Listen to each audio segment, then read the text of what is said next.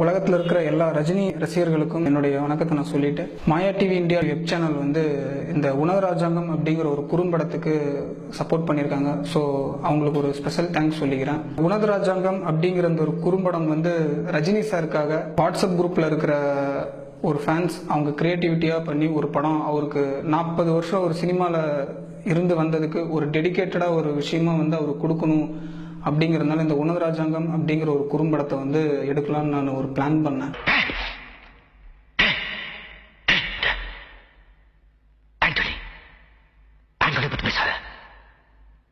உன்கிட்ட இருந்து எப்படி உண்மையை உறவழைக்கணும்னு இந்த பாஷாவுக்கு தெரியும்.